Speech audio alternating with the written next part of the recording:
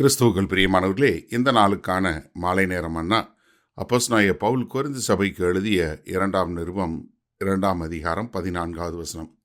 2 கொரிந்தியர் 2:14, 2 Corinthians 2:14. கிறிஸ்துவுக்குள் எப்பொழுதும் எங்களை வெற்றி சிறக்க பண்ணி எல்லா இடங்களிலேயும் எங்களை கொண்டு அவரை அறிகிற அறிவின் வாசனையை வெளிப்படுத்துகிற தேவனுக்கு ஸ்தோத்திரம். அதாவது என்ன சொல்றாரு? எங்களை எப்பொழுதும் கிறிஸ்துவுக்குள்ள வெற்றி சிறக்க பண்ணி, அதாவது அங்கே அப்போஸ்தலனாகிய பவுல் சொல்லும்போது இந்த வெற்றி சிறக்க பண்ணி எங்களை வழி நடத்துகிறாரு. ட்ரயம்ஃப் அப்படின்னு சொல்லக்கூடிய ஒரு இது, அதாவது கிரேக்கத்தில் இது ரொம்ப வழக்கமாக என்னென்னா, ஒரு வெற்றி பண்ணிட்டாங்கன்னா அவங்க எல்லாரும் சேர்ந்து ஒரு ஊர்வலமாக போகக்கூடியது. அதாவது எல்லாரும் காணக்கூடிய வண்ணமாக பரேடுன்னு சொல்லுவாங்க இல்லையா, இவங்க எப்படி ஜெயிச்சாங்க அப்படிங்கிறதுக்கு எல்லாரும் ஏராளமானவர்கள் கூடி வரவேற்று முன்னாடி போகக்கூடியதா. இப்போ நம்ம இந்த சமகாலங்களில் பார்த்தீங்கன்னா, ஒரு ஃபுட்பால் ஜெயிச்சிட்டாங்கன்னா அந்த டீம் வரும்போது, இல்லை கிரிக்கெட்டில் அந்த டீம் ஜெயிச்சிட்டாங்கன்னா அவங்க போகும்போது எப்படி எல்லாரும் பின்னாடி போகும்போது ஒரு வெற்றி பவனி போகிறாங்களோ, அந்த மாதிரி கிறிஸ்து எங்களை என்ன பண்ணுறாரு, எல்லா இடங்களிலேயும் எங்களை கொண்டு அவர் அந்த மாதிரி நடத்துகிறாரு. என்ன பண்ணுறாரு? எங்களை கொண்டு அவரை அறிகிற அறிவின் வாசனையை, அதாவது கர்த்தர் யார் என்கிற ஒரு வாசனை, ஒரு நற்கந்தகம் என்று சொல்லக்கூடியதா.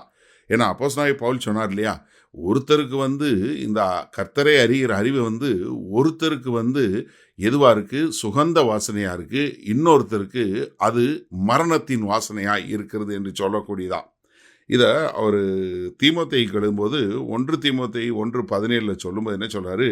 நித்தியமும் அழிவில்லாமையும் அதரிசனமுள்ள ராஜனுமாயும் தாம் ஒருவரே ஞானமுள்ள தேவனுமாய் இருக்கிறவருக்கு கனமும் மகிமையும் சதா காலிலும் உண்டாயிருப்பதாக, ஆமேன். அதாவது எப்படி அவரால் ஆண்டவருக்கு ஸ்தோத்திரம் செலுத்தாமல் இருக்க முடிவதே இல்லை. அப்பப்போ நீங்கள் பார்த்தீங்கன்னா இடையில எழுதும் போது என்ன சொல்கிறாரு, அப்படி அவர் அறியாமல் அவர் கர்த்தரை கொண்டு பாராட்டக்கூடியதா. இதே மாதிரி ரோமருக்கு எழுதும்போது ரோமர் 8ஆவது அதிகாரம் 37ஆம் வசனம் சொல்லும்போது என்ன சொல்கிறாரு? இவைகள் எல்லாவற்றிலையும் நாம் நம்மில் அன்பு கூறுகிறவர்களாலே முற்றும் ஜெயங்கொள்ளுகிறவர்களாய் இருக்கிறோமே. நம்ம எப்படி இருக்கோம்? எப்பொழுதும் எல்லாத்துலேயும் ஜெயங்கொள்ளக்கூடிய மக்களாக இருக்கிறோம். ஏன்னா அவரை அறிகிற அறிவின் வாசனையை என்ன பண்ணுறாரு? தேவன் நமக்கு வெளிப்படுத்துகிறார். அதனால தேவனுக்கு ஸ்தோத்திரம். ஏன்னா கர்த்தராகிய இயேசு கிறிஸ்து என்ன சொன்னார்?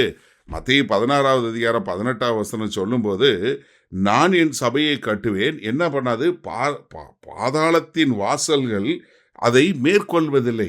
ஏன்னா ஒருத்தன் கர்த்தருடைய அறிவை அறிகிற அறிவில் வந்ததுக்கு அப்புறம் அவன் என்ன பண்ண போகிறதில்ல, அவனை பாதாளத்தில் போக முடியாது. அந்த பாதாளத்தின் வாசல்கள் அவனை மேற்கொள்ளது.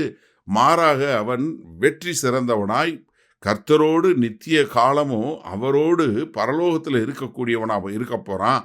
அதனால தான் அங்கே என்ன சொல்கிறாரு, இது கர்த்தரால் உண்டாகிற ஒரு காரியங்கிறது ரொம்ப தெளிவாக சொல்லி கொடுக்குறாரு. சரி, இந்த நாளில் இந்த வசனத்தை நம்ம எப்படி எடுத்துக்கொள்வது? அதாவது ஆண்டவரை அறிகிற அறிவின் வாசனையை உங்களுக்கு இன்றைக்கு கர்த்தர் என் மூலமாக வெளிப்படுத்தி கொண்டு இருக்கிறார். முதல்ல வேறு யார் மூலமாவது வெளிப்படுத்தி கொண்டே இருப்பார். இப்போ தேவனை அறிகிற அறிவு யார் மூலமாவது கர்த்தர் இந்த பூமியில் சொல்லிக்கொண்டே தான் இருக்கிறாரு. ஆதி காலங்களில் திருச்சபையில் உள்ள ஆதி அப்போஸ்தலரை வச்சு பண்ணார். அதற்கு பின்பாக சபையில் உள்ள மக்களை வைத்து பண்ணார். அதற்கு பின்பாக 1000 லட்சம் மக்களை கொண்டு அவர் இன்றைக்கும் தேவனை அறிகிற அறிவின் வாசனையை யார் மூலமாவது வெளிப்படுத்தி கொண்டே தான் இருக்கார். இப்போ நீங்கள் கேட்டுக்கொண்டு இருக்கிறீங்களே, இதுவே அவரை குறித்து ஒரு பெருமை பாராட்டும் விதமாக, தேவன் யார் என்று காட்டும் விதமாக, அவரை குறித்த அன்பு, அவரை குறித்த அவருடைய காரியங்களை குறித்து அவர் யார் என்று அறிகிற அறிவின் வாசனை இப்பொழுதும் கர்த்தர் வெளிப்படுத்தி கொண்டு தான் இருக்கிறாரு. அதனால கர்த்தர் எப்பொழுதுமே நம்மை வெற்றி சிறக்க பண்ணுகிறவராக வழிநடத்துகிறார். அதனால தான் எனக்கு அருமையான சகோதரனே சகோதரி, இந்த செய்தியை கேட்டுக்கொண்டிருக்கிறவங்களே, நம்ம என்னன்னா மற்றவர்களுக்கு ஒரு சுகந்த வாசனையாய் நம்முடைய வாழ்க்கையும் நம்முடைய வார்த்தையும் எப்படி இருக்கணும்? மற்றவர்களை ரட்சிப்புக்குள்ள, மற்றவர்களை தேவனை அறிகிற அறிவுக்குள்ள வழிநடத்தக்கூடிய ஒரு காரியமாக இருக்க வேண்டும். அதற்காகத்தான் கர்த்தர் உங்களையும் என்னையும் அழைத்திருக்கிறார். அப்போ எனக்கு அருமையான சகோதரனே சகோதரியே, நம்ம வெற்றி பெறுவோங்கிறதில்ல, நம்ம ஏற்கனவே வெற்றி பற்று விட்டோம். அதாவது நமக்கு முடிவு என்னன்னு தெரியும். அப்போ அந்த முடிவு தெரிஞ்சதுனால நம்ம என்ன பண்ணுறோம், நம்ம தைரியமாக கர்த்தரை குறித்து மற்றவர்களுக்கு எப்போதும் வெற்றி சிறக்க சொல்லக்கூடிய மக்களாக நம்ம இருக்கிறோம்.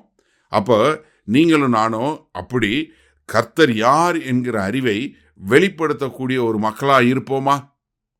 மகா கிருபையும் இரக்கம் நிறைந்த எங்கள் அன்பின் தகப்பனே, இதோ ஆதிகாலம் முதற்கொண்டு நீங்கள் யாரையாவது கொண்டு உம்மை அறிகிற அறிவின் வாசனையை ஆண்டவரே நீங்கள் வெளிப்படுத்தி, அப்படி வெளிப்படுத்துகிறவங்கள வெற்றி சிறக்க பண்ணவங்களா நடத்தி கொண்டே இருக்கிறீங்க. அதனால் இதை அறிந்து கொண்ட புரிந்து கொண்ட நாங்களும் அதே மாதிரி உம்மை அறிகிற அறிவின் வாசனையை மற்றவர்களுக்கு சுமந்து செல்லக்கூடிய மக்களாய் எங்களை ஒப்புக் கொடுக்கிறோம். மீட்பெறும் இரட்சகருமாகிய இயேசு கிறிஸ்துவின் மூலம் பிதாவே, ஆமேன். கர்த்தர் உங்களை ஆசீர்வதிப்பாராக. நாம் நாளை காலை தினசரி தியானத்தில் சந்திப்போம். Good night.